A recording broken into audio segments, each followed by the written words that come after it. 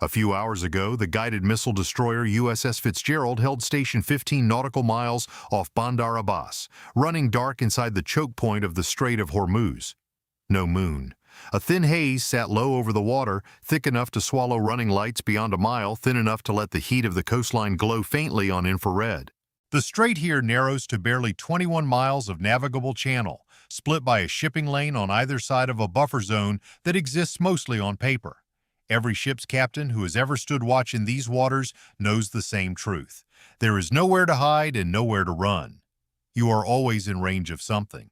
Fitzgerald was not alone. 4 miles to her southwest, the frigate HMS Lancaster held a parallel track, part of the Coalition Maritime Security Force tasked with keeping the strait's shipping lanes open. Overhead, unseen, a P-8 Poseidon flew a long racetrack pattern at altitude, its sensors sweeping the surface picture out to the horizon and beyond. It was on paper a quiet night. It would not stay that way. On Fitzgerald's bridge, the officer of the deck kept his glasses on a contact crawling south out of Bandar Abbas at 11 knots. A tanker, lights doused, transponder dark, running close along the Iranian coastline where the water was shallow enough to complicate any pursuit. 2 hours earlier, Fifth Fleet's Maritime Intelligence Cell had flagged the same hull number as a sanctioned vessel loading crude for a run past the blockade line, the kind of vessel that changes its name twice a year and reflags through 3 different registries to stay one step ahead of enforcement. Now it was moving, and it was moving with purpose. Below decks, the Combat Information Center had already built the track. Designation: Track Golf 1.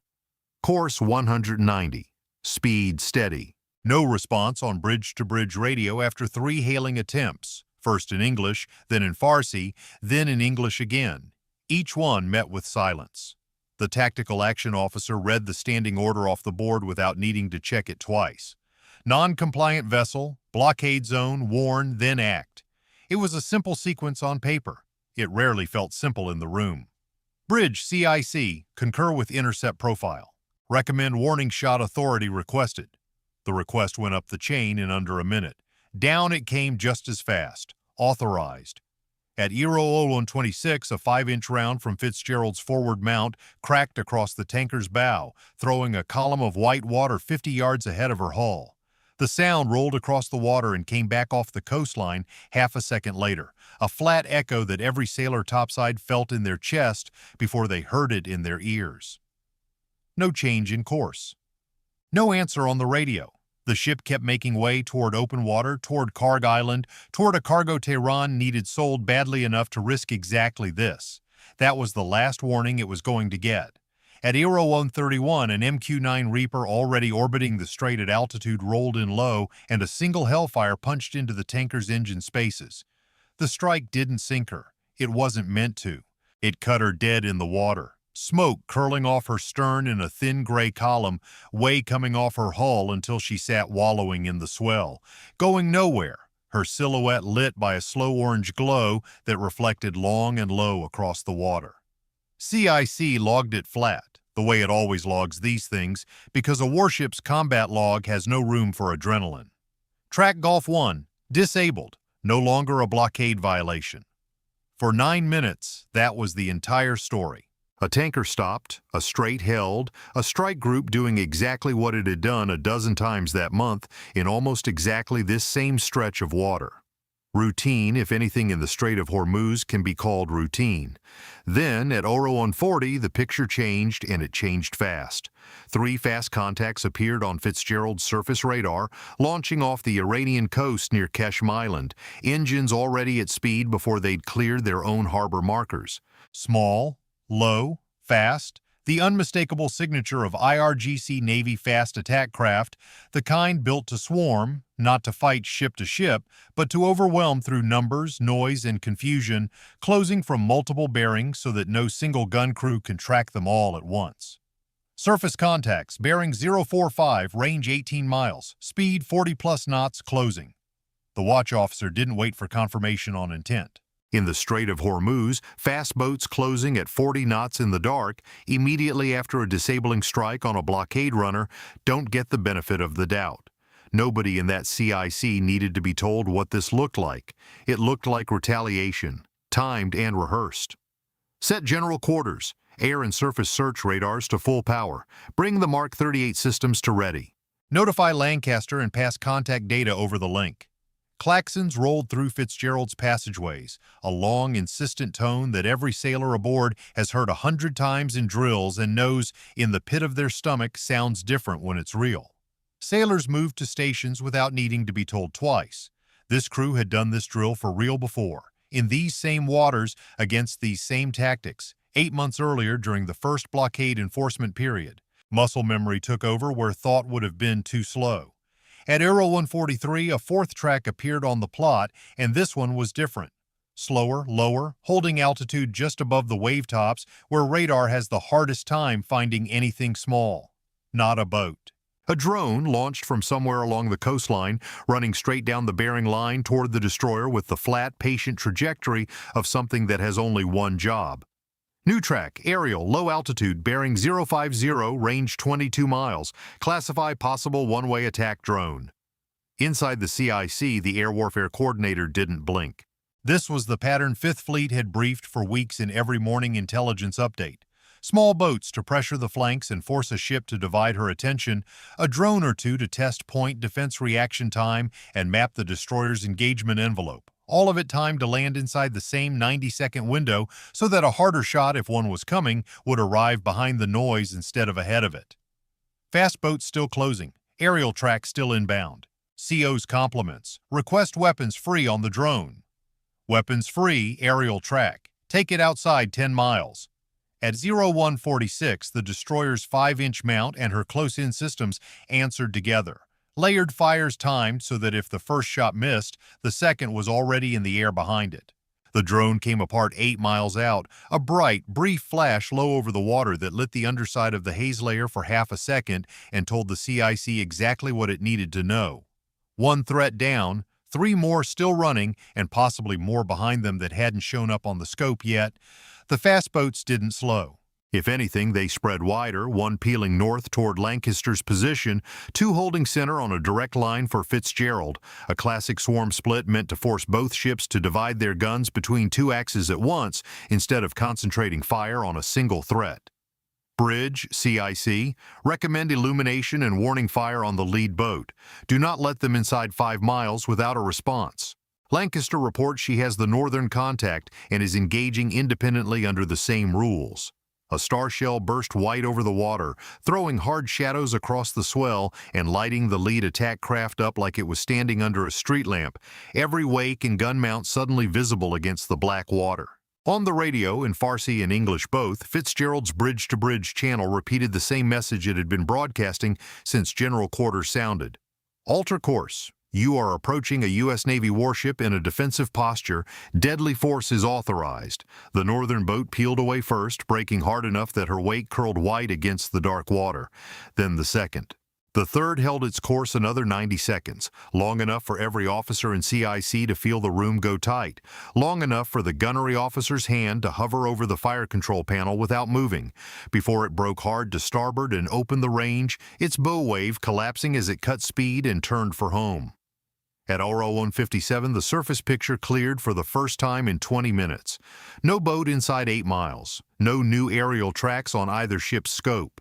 The tanker, Track Golf 1, sat dead in the water where the Hellfire had left her, now flying no flag at all, listing very slightly, waiting for a salvage tug that wasn't coming anytime soon. Fitzgerald didn't chase. That was never the mission. The mission was the strait staying open, the blockade staying enforced, and a $100 million warship still floating at the end of the night with every sailor aboard exactly where they'd started. But nobody in that CIC believed, even for a second, that the night was actually over. 3 fast boats and a single drone turned away that easily was not how Iranian forces had operated in this strait for the last 2 months. It was too clean. It felt like a probe, not an attack. And probes are almost always followed by something else. They were right. At 0209, the electronic warfare console lit up with a new signature, a targeting radar, brief, intermittent, sweeping from a fixed position on the coastline near Larak Island. Not a boat radar. Something bigger, land-based, the kind of emitter that feeds a coastal anti-ship missile battery.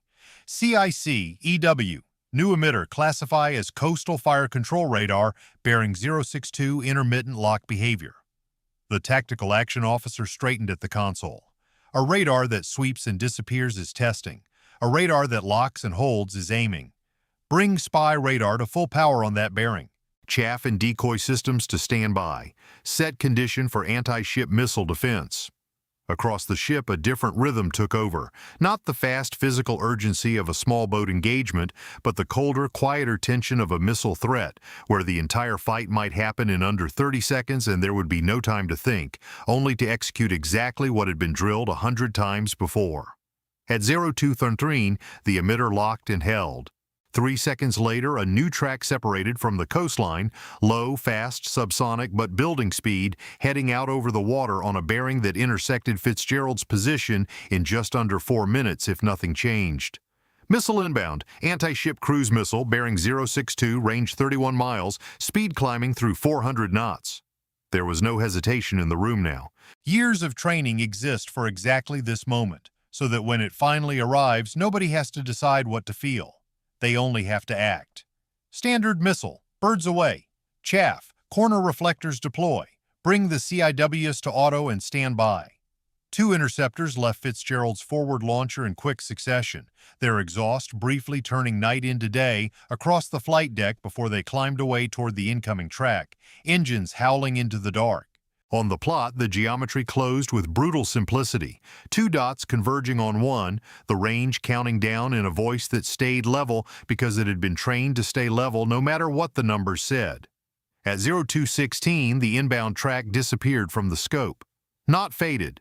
Gone the way a target goes when an interceptor finds it. For 2 full seconds, nobody in the CIC said anything at all. Splash! 1 inbound missile. Confirm no further tracks on that bearing. The confirmation took another 10 seconds to come back, 10 seconds that felt considerably longer to everyone standing in that room. No further tracks. The coastal battery had fired once and gone silent, its radar shutting off the instant its missile died, denying the destroyer any easy way to strike back at the launcher itself. Fitzgerald's captain, standing at the back of CIC with his arms folded, gave the only order the moment called for. Maintain condition. Reposition Lancaster to cover our stern arc. We are not standing down until 5th Fleet confirms the coastline is quiet.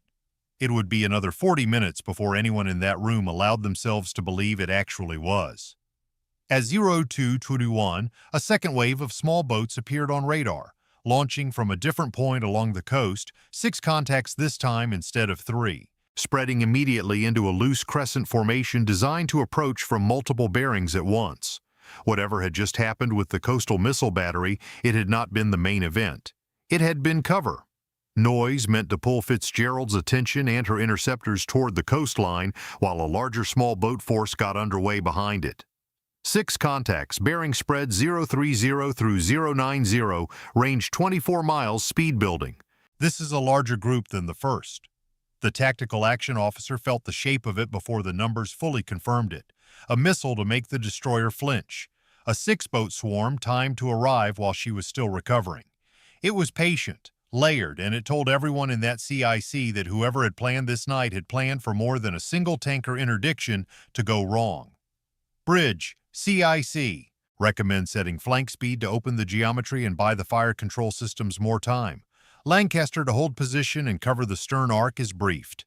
Fitzgerald's engines answered within seconds, the deck trembling faintly underfoot as the ship came up to speed, her wake widening white behind her in the dark. Opening distance does 2 things for a destroyer facing a small boat swarm.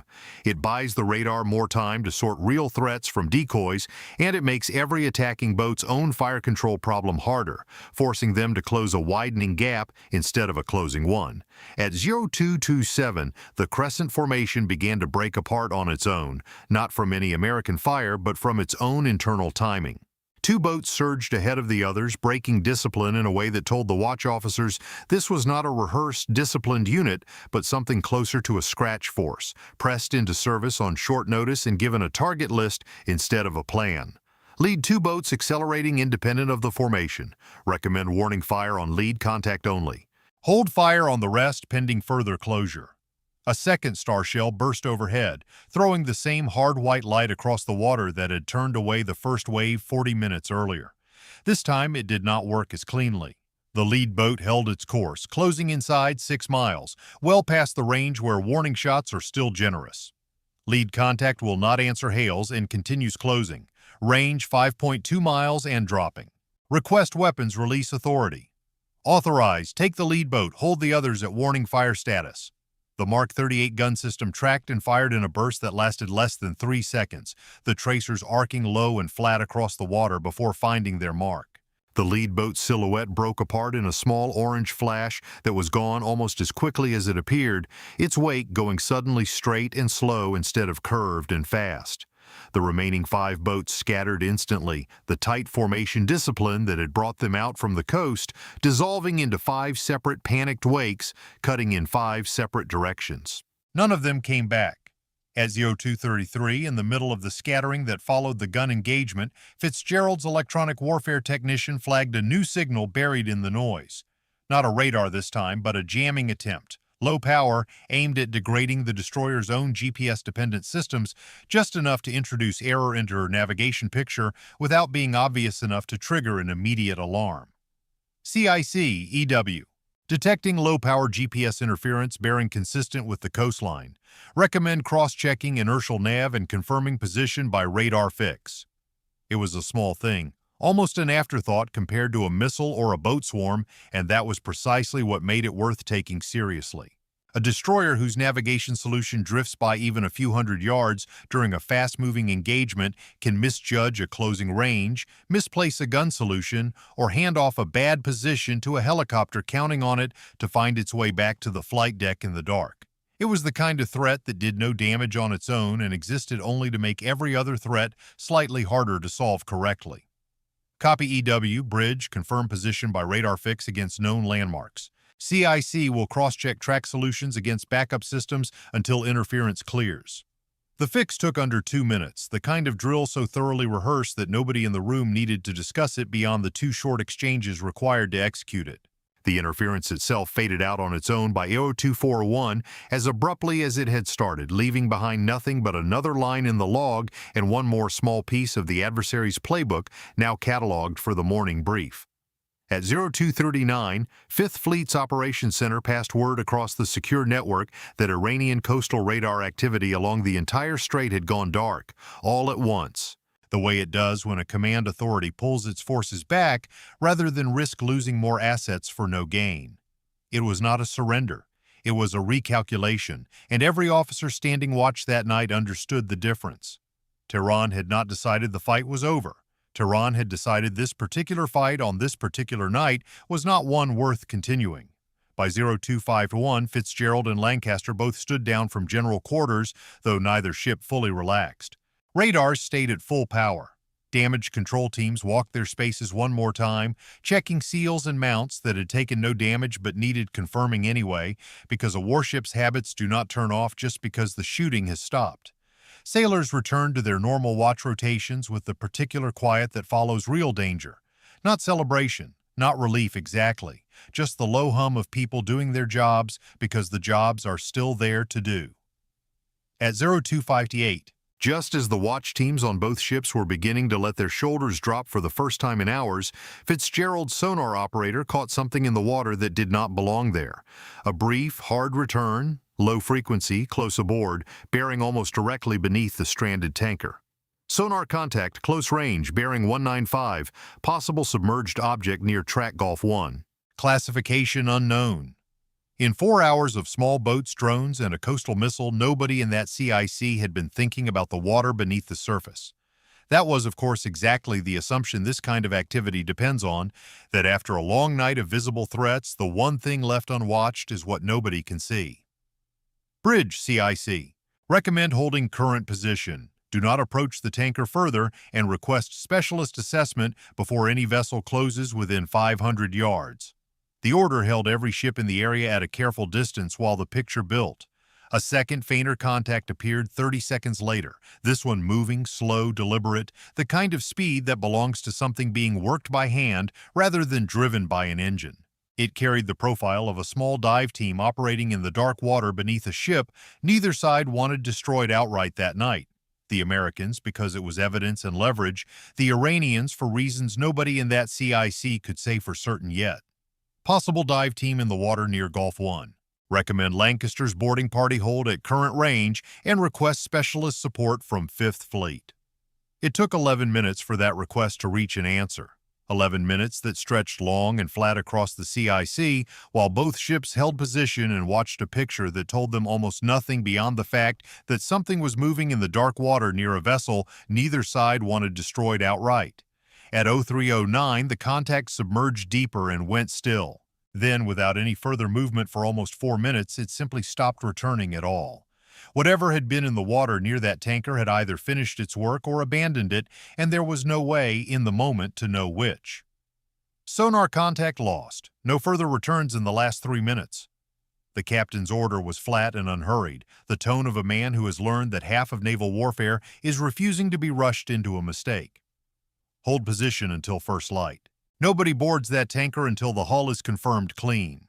By 0330, a specialist team flown out by helicopter from a forward operating base along the coast arrived to begin a slow, methodical inspection of the tanker's hull below the waterline, working with lights and cameras in water that gave up nothing easily. It would take until well past dawn before they confirmed what the CIC had already begun to suspect: nothing had been left behind. Whatever the dive team had been doing near that hull, it had not finished before Fitzgerald's sonar operator caught the first return. Whether that was chance or whether holding position and watching had been enough to call it off was a question nobody aboard either ship could answer that night. It went into the log anyway, the way everything went into the log, because the next crew standing this same watch in this same strait would need to know it happened. At 0304, a boarding team from Lancaster made their way by rigid hull inflatable boat out to the disabled tanker now sitting dark and silent in the swell nearly 90 minutes after the Hellfire strike had taken her engines offline. The crew, 6 men, were found unharmed in the wheelhouse, having made no attempt to fight the fire that had briefly threatened the engine room before dying out on its own. They offered no resistance and very little explanation, which surprised nobody. The tanker was declared a total mission kill, going nowhere under her own power, her cargo of sanctioned crude now sitting stranded in the middle of the busiest choke point on Earth, exactly where CENTCOM wanted it. By 0430, the sun had not yet broken the horizon, but the sky along the eastern edge of the strait had already begun its slow shift from black to the deep gray that comes before real light. Fitzgerald resumed her patrol station. Lancaster took up a position 4 miles to the south. The P-8 overhead, low on fuel, handed its watch off to a relief aircraft and turned for home. From a distance, on any radar screen not tied into the strike group's own network, the whole night would have looked like almost nothing at all. 2 ships holding station, a stranded tanker awaiting salvage, empty water in every direction. That was, in its own way, the entire point. By 0500, the first full engagement summary began moving up the secure network toward 5th Fleet headquarters in Bahrain. It listed the tankers disabling, the drone shoot-down, 2 waves of fast boat contacts turned away or destroyed, 1 coastal anti-ship missile intercepted, and 0 American or coalition casualties. Read on paper in the flat language every after-action report uses, it looked almost bureaucratic. A list of times and bearings and outcomes, stripped of everything that had actually happened inside that CIC over the preceding 4 hours. But inside those lines was the real substance of the night. Iranian forces had tested an American destroyer with everything short of a direct sustained assault, small boats in 2 separate waves, a one-way attack drone, and a coastal missile fired from a fixed, prepared position. Every element of that attack had been logged, timed, and studied in real time by a crew that had trained for exactly this scenario without ever being certain it would come. The radar signature of the coastal battery. The formation discipline and its failure of the 6-boat swarm, the drone's flight profile and the specific altitude band it had tried to exploit. All of it now belonged to 5th Fleet's intelligence picture, ready to be compared against the next night this happened and the night after that. That is the part of naval warfare that rarely makes a headline. The missile intercept gets a photo. The gun engagement gets a mention in a press release. But the quiet accumulation of exactly how an adversary tries to attack a warship, logged shot by shot, bearing by bearing, is what makes the next engagement shorter, cleaner, and safer for the sailors standing that watch. By 0530, CENTCOM's public statement went out, and it read the way these statements always do. 3 short paragraphs. No adjectives. No drama. U.S. naval forces disabled a vessel violating the blockade of Iranian ports. Iranian forces subsequently attempted to engage U.S. and coalition ships with small boats, an unmanned aerial system, and a coastal anti-ship missile.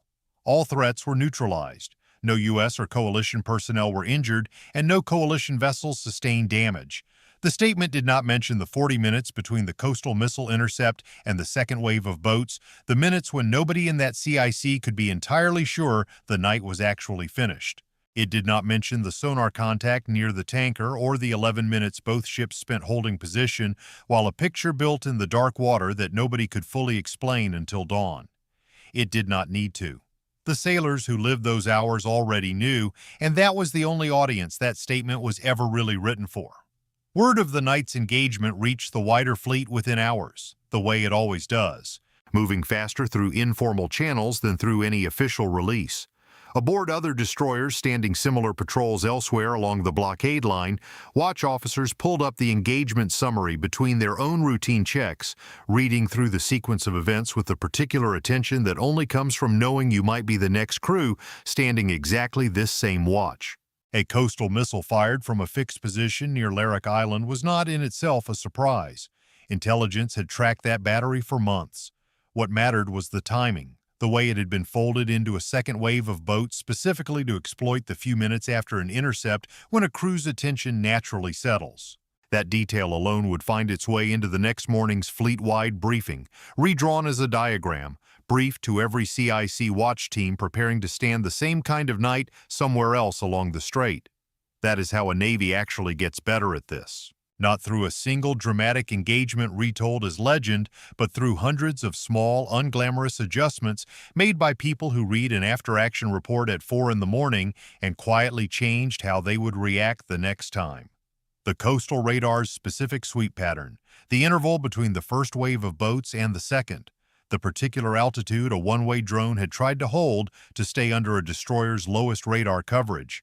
None of it would ever make a headline. All of it would matter enormously the next time a crew stood exactly this watch in exactly this water. At 0600, the sun cleared the horizon over the Strait of Hormuz, catching the wet gray steel of Fitzgerald's deck and turning the water around her from black to a hard, flat silver. Lancaster held her position to the south, unhurried, unbothered, exactly where a coalition frigate is supposed to be on any other ordinary morning.